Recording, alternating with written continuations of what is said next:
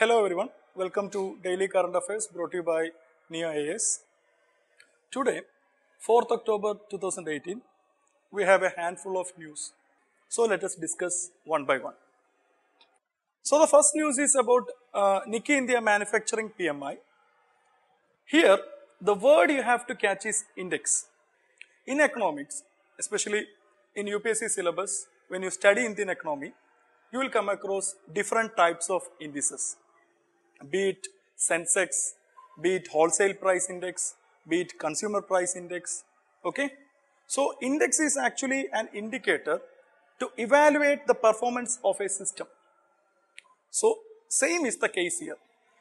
PMI or Purchasing Managers Index is again an index or an indicator to measure the performance of a bigger system, okay. So first of all, let me clarify the concept of index. Index is a weighted average. Index is a weighted average, okay? And index includes more than one items. Be it Sensex. Sensex is actually sensitive index, okay? So in order to measure the performance of Bombay Stock Exchange, we are not measuring the entire 4,000 companies listed in Bombay Stock Exchange. Rather, we are taking a representative list of companies and we are measuring the performance of those 30 companies, okay. This is the concept of index, okay. So while considering those representative entities or commodities, we are not randomly choosing those commodities, okay. Rather, we are relying on some criteria or parameters to choose those, representative items. So in short, we can say that index is a weighted average. Index is a weighted average of a group of items, okay. For example, if you cook rice, in order to know whether the rice is ready to eat, we won't check the entire rice. Rather, we'll pick a pinch of rice and we'll get to know whether the rice is ready to eat. So similarly, in order to measure a bigger system, we rely on index, okay. In any index, we choose a representative list of items. So same is the case with the Purchasing Managers Index, okay. So index is so selected on the basis of some criteria or parameters. So what is the news? Read the news. The news says like Nikkei India Manufacturing Purchasing Managers Index, in short Nikkei India PMI, has strengthened in September to 52.2 from 51.7. And this is the 14th consecutive month in which the manufacturing PMI has shown a score above 50, okay. So let us dwell into the details. So PMI is an indicator of economic health of two vital sectors, manufacturing sector and service sector, okay. So obviously the PMI index would be there for, a separate PMI index would be there for service sector as well as manufacturing sector, okay. So the PMI index for manufacturing sector is known as Nikkei India Manufacturing PMI, and the one for services is known as Nikkei India Services PMI. And as I've told you, there are some parameters or criteria for creating an index, and the criteria here for PMI, actually it is based on 5 major indicators, okay. New orders, inventory levels, production, supplier deliveries, employment environment, okay. Know these 5 parameters. Upon these 5 parameters, actually this index is created. Now, who is actually creating this? Who is actually publishing this index, okay? So against the publication, construction and compilation, you have to keep in mind 2 firms. Okay, let us see. Here it is mentioned the purpose of PMI. To whom actually the PMI is beneficial? PMI is expected. PMI is a monthly release actually. PMI is actually released prior to many other reports, okay. Because based on PMI only, the other indicators shall be evaluated. So PMI is released monthly and it is released prior to many other major macroeconomic indicators. So PMI is to provide information about current business conditions to big decision makers, analysts, procurement managers, okay. And for India, the PMI data is published by Japanese firm Nikkei Okay, it is actually published by the Japanese firm Nikkei, but compiled and constructed by market economics. So you have to take a note of these two firms. Okay, one is the Japanese firm Nikkei and the other one is market economics. Okay, and what is all about this PMI score? Okay, now we have just seen the PMI, manufacturing PMI for India is around 52. Okay, and it is consistently above 50 for the past 40 months consecutively. What does that imply? That implies any score above 50 indicates expansion. Any score above 50 indicates expansion and any score below 50 indicates contraction. Okay, so this is all about manufacturing PMI. So the second news is in relation to this year's Nobel Prize in Chemistry. We all know Royal Swedish Academy of Science is awarding Nobel Prizes in Physics and Chemistry. Yesterday they have announced Nobel laureates in Physics and today they have announced Nobel laureates in Chemistry. Okay, and this year's Nobel Prize in Chemistry goes to three personalities: Francis H. Arnold, George P. Smith and Sir Gregory P. Winter. So the award has been given to three personalities: Arnold, Smith and Winter. And the interesting thing is that one half is given to Arnold and the other half is jointly awarded to Smith and Winter. So let us go into the details. So this year's Nobel Prize in Chemistry has been awarded for two elegant methods. One method is directed evolution of enzyme, for which Arnold has been awarded, and the other method is phage display of peptides and antibodies, for which Smith and Winter has been awarded. Okay. In both these methods, all these scientists, all these Nobel laureates have made use of the concept of evolution to create better proteins and to solve chemical problems. Let us see how they did that. For example, what is the benefits of these two methods? How did they benefit the humankind? We can say like enzymes produced through direct evolution are used to manufacture everything from biofuels to pharmaceuticals. And similarly, antibodies evolved using phage display can combat autoimmune diseases and in some cases cure metastatic cancer. Let us understand the details of Arnold's directed evolution. Okay? In Arnold's directed evolution, Arnold created better enzymes. We all know enzymes are catalysts or enzymes are proteins and they speed up or they catalyzes the chemical reactions taking place in human body. For example, for a fish that wants to swim in polar ocean, it has to develop, it has to evolve. As a part of evolution, it develops a special protein called antifreeze protein in its body. Actually, Arnold made use of this concept to create better proteins. And now, enzymes produced through directed evolution are used to manufacture biofuels and pharmaceuticals. And regarding Smith and Winter's phage display, this is an elegant method where they use bacteriophage. Okay? They have effectively used bacteriophage to create new proteins. Smith and Winter applied this phage display to create better antibodies. We all know antibodies are again proteins that can function like targeted missiles. They can precisely identify and bind to viruses or bacteria that infect us. So by this method, antibodies are evolved, they created antibodies, and using the antibodies, they combat autoimmune diseases, and some cases these can be used to cure metastatic cancer. So let us move on to the third news. This is a news from Indonesia. Actually, the island in news has already struck by a powerful earthquake and tsunami. Now it is again in news because of a volcanic eruption. Mount Soputan on Sulawesi Island spewed a huge column to the height of 6,000 meters of ashes. Okay? Actually, this is not a surprise. This is not a surprise as far as Indonesia is concerned, because Indonesia sits on the seismically active Pacific Ring of Fire.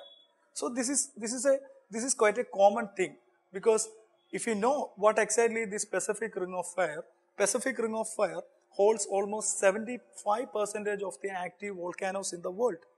Okay, So let us know more about Pacific Ring of Fire.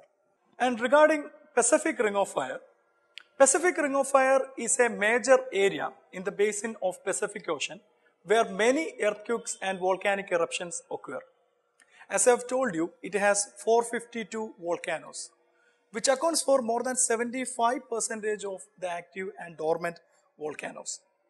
Pacific Ring of Fire is sometimes referred to as Circum-Pacific Belt, and about 90% of the world's earthquakes and 81% of the world's largest earthquakes occur along the Ring of Fire.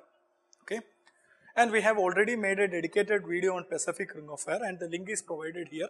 Please do watch the video. So moving on to the next news, it is about Marrakesh Treaty. Marrakesh is a place in Morocco. Read the news. It is saying that European Union has ratified Marrakesh Treaty. And what happens if a country ratifies Marrakesh Treaty? This Marrakesh Treaty is to ease access to reading materials, to those who are print disabled the world over. Print disabled means, those who are having, visual impairment, those who are blind, etc. So, it's actually a treaty on copyright. If a country is party to this Marrakesh Treaty, it is actually obliged to adopt laws authorizing the conversion of books into accessible formats such as Braille, e-text, audio and large print by designated organizations. And also, those countries who are ratified are actually allowed to exchange these alternative formats across national borders without clearance by copyright owners. Okay? And regarding India, India is the first country which ratified this Marrakesh Treaty. Our next news is about IPSAMR. IPSAMR is a joint maritime exercise. Okay, actually from that abbreviation IPSAMR itself, we can identify all the details. Okay, IPSAMR. It reads like IBSAMAR. I stands for India, B stands for Brazil, and SA stands for South Africa. Okay, so it's a tripartite maritime exercise between India, South Africa, Brazil. So all the navies of these three nations are actually participating in this IPSAMR, and now it is being held at Simonstown, South Africa. Okay, that is why it is in news. Know that it is a joint maritime naval exercise. Okay, and finally, it's the time to discuss our daily programs. First one is map aided program, in short MAP. Today we are discussing Sundarbans Biosphere Reserves. Sundarbans is located in the Ganges-Brahmaputra Delta in West Bengal, India. And inside this biosphere reserve, there is a national park, there is a wildlife sanctuary, and this is a World Heritage Site also. So Sundarbans is the largest mangrove forest in the world. And its approximate surface area is 1 million hectares. Okay, and Sundarbans is the only mangrove forest in the world where you can spot tigers, the Royal Bengal tiger. And the major species protected in Sundarbans are olive ridley turtles, saltwater crocodile, Royal Bengal tiger. This is the general map of Sundarbans Delta. As you can see, the Ganges and the Brahmaputra drains over there, and it is creating this delta. And this is spreading across India and Bangladesh. But now we are discussing about Sundarbans Biosphere Reserves. Okay, make sure that this Sundarbans Biosphere Reserve is confined only to the country India. To be precise, the state West Bengal of India. And this is exactly the map of Sundarbans Biosphere Reserve. Okay, Sundarbans Biosphere Reserves includes a wildlife sanctuary, a national park, a tiger reserve, and this area spotted in yellow is the wildlife sanctuary, and the area spotted in red is the national park. And this is a timeline of Sundarbans. Actually, Sundarbans has been designated as a biosphere reserve, a national biosphere reserve, by the authorized by the concerned ministry in the year 1989. The entire 9,630 square kilometers of Sundarbans, is declared as Sundarban Biosphere Reserve. And this 1989 is again important for as far as Sundarbans is concerned, because it is on the same year it was given the World Heritage Site status. And in 2001, Sundarban Biosphere Reserve has also been included as the second biosphere reserve from India alongside Nilgiris into the global network of biosphere reserves. Okay, so now these 3 years. Now during 1989, it has been first designated as a biosphere reserve. In the same year itself, it has been identified as a World Heritage Site by UNESCO. And in 2001, it has been elevated into the global network of World Biosphere Reserves. Okay, now these 3 years. So in PQRS, today we are discussing a question from Science and Technology that has been asked by UPSC in the year 2012. Question is, to meet its rapidly growing energy demand, some opine that India should pursue research and development on thorium as the future fuel of nuclear technology. In this context, what advantage does thorium hold over uranium? It's a multi-statement question, so we have to read all the statements and we will check whether we can apply elimination technique here. Okay, so for that purpose we need to check the validity of 3 statements.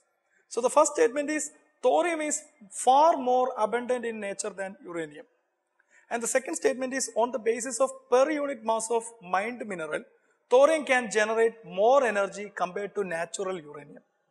And the third statement is thorium produces less harmful waste in comparison to uranium. Okay, so let us see the validity of each of the statements. Uranium is the fuel needed to create the nuclear reaction that can create nuclear power or nuclear weapons. So it is very clear uranium can be used for both nuclear weapons as well as for nuclear power. Okay, but in comparison with thorium cannot be used for nuclear missile purposes or nuclear weapon purposes. It can be used only for nuclear power purposes because it is not that fissile in comparison with uranium. Okay, but that has nothing to do with our statements, question. So let us move on. Thorium is 3 to 4 times abundant than uranium. So the first statement is correct here. Thorium is far more abundant in nature than uranium. It is a valid statement. It's a correct statement. Why? Because thorium is 3 to 4 times abundant than uranium. Next one. On the basis of per unit mass of mined mineral, thorium can generate more energy compared to natural uranium. This is again a correct statement. Why? Because 1 ton of thorium delivers the same amount of energy as 250 tons of uranium does. Okay, so the ratio is like 1:250. 1 ton thorium can deliver exactly the same energy as 250 tons of uranium does. So the second statement is also correct. If the first statement is correct, we can eliminate option B. And if the second statement is correct, we can eliminate option A and option C. So automatically we have arrived at the answer. Answer is option D. Anyway, we'll check the validity of the third statement. Thorium is less radioactive in comparison with uranium. Hence, less harmful waste products it can create. It will create only less harmful products. Why? Because it is less radioactive than uranium. So obviously the third statement is also correct. Okay. So by this we are actually winding up the session for the day. Do subscribe our channel and hit the bell icon so that you will be notified with our videos as and when it is uploaded. Thanks a lot.